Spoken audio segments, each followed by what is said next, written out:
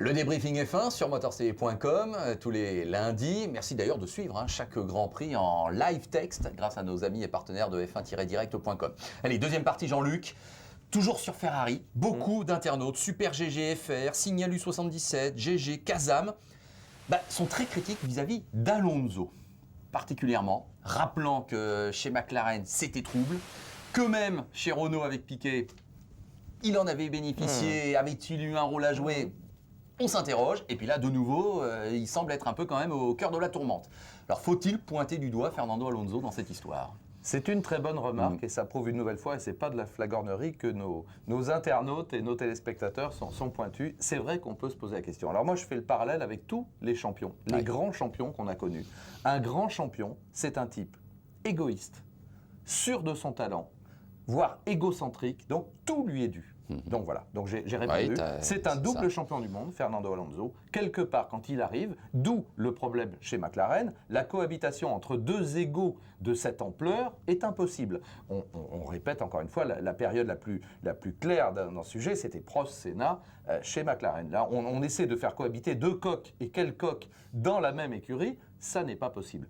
Donc Felipe Massa, qui est un garçon charmant là aussi, mais qui n'est pas du tout du même caractère, ça ne peut le faire que si Massa, ce qui est le cas maintenant, on le sait, se soumet, et que Fernando Alonso est le champion désigné de chez Ferrari, et que la carrière de Fernando, son apogée peut-être, ce sera le titre de champion du monde avec Ferrari, il en a déjà eu deux avec Renault. Donc voilà, alors oui, on l'a vu ailleurs, mais parce que Fernando a un ego démesuré, comme tous les grands champions, quelle que soit la discipline. Un très grand champion gentil dans son sport, je n'y crois pas. Bon, alors on est quand même d'accord que Massa, s'il s'est retrouvé en tête, c'est notamment aussi à cause de Vettel, qui prend un mauvais départ, qui essaye de tasser Alonso et qui en quelque sorte libère la voie à Massa. Donc c'était peut-être pas prévu par Ferrari, mais Massa, qu'on le veuille ou non, se retrouve devant. S'il se passe la même chose en Hongrie dans une semaine, donc pareil, de nouveau Ferrari refera une subtile allusion pour laisser passer Alonso ? Je pense qu'on sera plus subtil, parce qu'effectivement, là, on va tirer les leçons de cette mauvaise expérience au plan médiatique. Parce qu'encore une fois, moi, ce que je déplore, c'est que le magnifique résultat sportif de la Scuderia Ferrari soit altéré, occulté presque, par ce scandale, finalement, qui n'en est pas un. Encore une fois, les consignes d'équipe, elles existent, il faut les réglementer, peut-être les appliquer avec un peu plus d'humanité, peut-être attendre un peu, là aussi, peut-être c'était trop tôt. Bon, donc là, logiquement, si on s'est engagé dans cette voie, c'est pas pour changer de trajectoire, c'est le cas de le dire. D'abord, je te rappelle qu'on a le droit de changer qu'une fois de trajectoire en Formule 1, donc c'est pas pour avantager Massa ou lui rendre quelque part ce qu'il a donné. Donc c'est impossible. Donc c'est très clair. Si jamais le cas se produit, ça va continuer comme ça jusqu'au bout. Bon. Allez, on change un petit peu d'équipe. Mike, Signalu 77 et Smendes 17 ont été un peu affligés par la performance d'ensemble de Mercedes à domicile, disons-le comme ça. Eux aussi. 8e et 9e, Michael Schumacher, qui pourtant avait pris un bon départ, puis qui est revenu un peu dans la masse, dans la nasse, et je ne sais pas ce que tu en as pensé, tout ça. Si tu me permets, je vais à nouveau mettre en avant le fait que Schumacher, quand même, là, est à un bon niveau. 8 millièmes de seconde d'écart en qualification. On rappelle que les 2 millièmes sur la première ligne entre Vettel et donc Alonso représentent, selon le critère pris en compte, la moyenne sur un tour, 12,4 cm, ou bien 15,5 cm si on prend la vitesse de passage sur la ligne. Bon, ça veut dire que là, 8 millièmes, c'est 60 cm exactement. Donc ça veut dire que là, il était dans le coup, Michael Schumacher, et en course d'ailleurs, il prend un super départ. À un moment, il est 8e de mémoire, alors qu'il part 11. Ce que j'ai pas compris, c'est la stratégie pneumatique. Et ça, je l'ai dit tout de suite, sur AMC bien sûr, je ne comprends pas. Alors qu'on a les deux pilotes qui se suivent, donc l'un obligatoirement part en super tendre, c'est naturellement Rosberg, il est obligé, comme les 10 premiers de la grille. Derrière, on a Schumacher, on joue un coup stratégique, comme on en a fait plein avec Brown et Schumacher à la grande époque. Moi, je joue les durs et je le maintiens en piste le plus longtemps possible, comme De La Rosa, 51e tour, c'est pour ça que puis Kobayashi, n'en parlons plus. Et voilà, Hülkenberg, 34e tour. Bon, on essaie d'aller le plus loin possible. Et là, ils l'ont pas fait. Et non, ils l'ont pas fait. Alors, je comprends pas pourquoi. Pour moi, c'est une erreur stratégique. Voilà. Alors après, la performance des Mercedes, pour répondre à ta question, ils y sont pas. Non. Ils ont une bonne seconde de retard sur les plus rapides. Et ils se font prendre un tour à la fin, l'image est terrible. C'est terrible. C'est terrible. En Allemagne, devant chez eux, alors ils ne déméritent pas globalement, parce qu'ils sont dans les points, etc. Mais c'est indigne, et de Mercedes, et de Schumacher et de Rosberg qui n'a toujours pas remporté un Grand Prix, faut-il le rappeler. Ouais. Quelle belle saison quand même parce que Ferrari là qui te fait un doublé alors que depuis 2 Grands Prix il ne marque plus rien. Red Bull qui domine pas, c'est le moins qu'on puisse dire. Même Weber il est loin, hein, déjà au classement brut 6e. Et puis Button, Hamilton qui sont à pratiquement 30 secondes des vainqueurs. Alors tout est rechamboulé. Hein. Oui. Alors moi j'ai été déçu par Weber parce que très clairement il rend 4 à 5 dixièmes en qualification à Vettel, c'était pratiquement jamais arrivé. Est-ce qu'il a pris un coup au moral avec toute cette histoire? C'est possible. Parce que même s'il est solide, l'Australien et tout.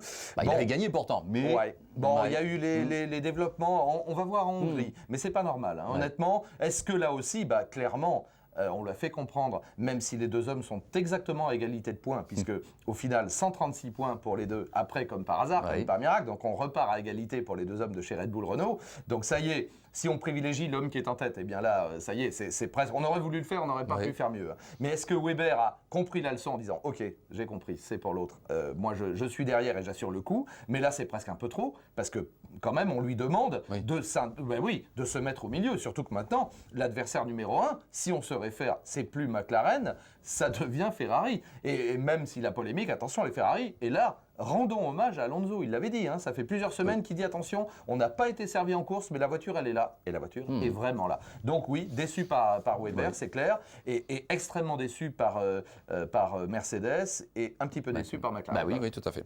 Alors, tu as vu aussi chez Force India, le micmac qu'il y a eu, week-end catastrophe, ils se sont trompés dans les pneus, c'est-à-dire qu'on a mis sur la voiture Sutil les pneus de Liuzzi, qui est rentré en catastrophe, c'était pas prévu, oula. C'est dommage pour cette équipe qui est une belle équipe de milieu de plateau, qui a démontré qu'elle était souvent pas très très loin non plus de Renault, qui est la 6e équipe du plateau, avec un beau moteur Mercedes, 2 pilotes, surtout un, on va dire Adrian Sutil, un peu méconnu, on en a parlé lors du dernier débriefing F1, Sutil mériterait une meilleure voiture. Il avait fait le meilleur temps de la première séance d'essai libre le vendredi matin, sous la pluie, il est vraiment très bon dans cet exercice. Excellent, chez lui, devant son public, ça c'est mal engagé après la sortie, l'accident de Liuzzi qui pulvérise l'auto devant tout le monde, etc.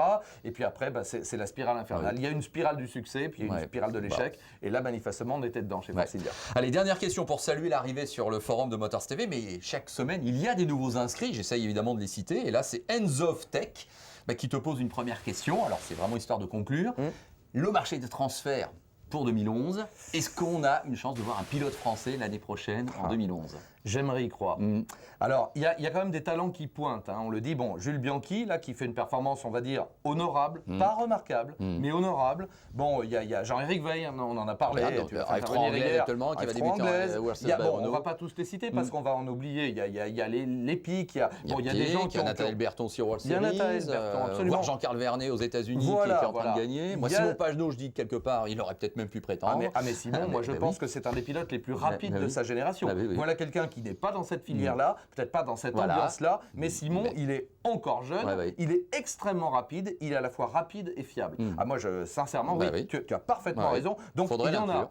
Alors maintenant, il y en a des pilotes français. Maintenant, on sait bien qu'au sein de l'équipe française Renault, le problème, c'est les sous. Ce sont les sous, puisqu'on a appris qu'ils avaient demandé une avance à la FOTA. Alors on dit non, c'est pas un problème de sous. Oui, n'empêche. On demande de l'argent, soi-disant pour développer la nouvelle voiture pour 2011, tout en travaillant sur ça là, c'est tout le monde pareil. Ça s'appelle un budget. Quand on l'a pas, on va le chercher ailleurs. Donc là, je comprends pas trop ce qui se passe d'ailleurs, parce que je pensais au contraire que l'action de Génie Capital était ça, cet apport de. Alors je sais que c'est difficile, la Formule 1, je sais que c'est beaucoup d'argent. On a parlé de la somme de 15 millions de dollars, c'était cette avance. À la fois. C'est beaucoup d'argent dans l'absolu, c'est pas beaucoup pour la Formule 1 quand les budgets sont de l'ordre de 200 millions, mais justement, c'est inquiétant. S'il manque 15 millions, ça veut dire que, attention, donc on cherche des pilotes probablement payants, ça veut dire que la place de Vitaly Petrov, qui a priori n'aurait pas tout à fait honoré tous ses engagements ou n'aurait pas pu les tenir, eh bien, est remise en cause et je crains que le deuxième pilote, on cherche la quadrature du cercle, comme partout, un pilote très talentueux pour épauler Kubica qui lui est excellent, et un pilote qui amène des sponsors. Et ça, c'est pas évident à trouver. Allez, on va s'arrêter là, Jean-Luc. Mais on se retrouve dès lundi prochain, dès dimanche au micro pour le Grand Prix de Hongrie. Voilà, ça sera le dernier Grand Prix, on va dire, avant un petit break estival que nous ferons aussi, autant vous le dire tout de suite. Mais enfin, lundi prochain, vous avez noté le rendez-vous, on parlera du Grand Prix de Hongrie. Et vu ce qui s'est passé là en Allemagne, je pense que pendant toute la semaine, l'actu F1 va pas s'arrêter, bien au contraire. C'est clair. Allez, merci Jean-Luc, et à la tous. semaine prochaine. Salut à tous, c'est le débriefing F1, c'est sur motorcv.com, c'est le Je l'aime bien celle-là, moi je l'aime bien. Alors la même avec la bouillie en moins. Non mais tu me chauffes.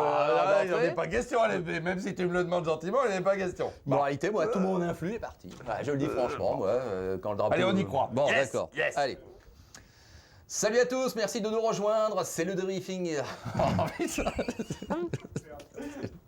bien dit, c'est le débriefing. C'est parti pour une belle série là. Je le sens bien. Professionnel, sportif. Allez.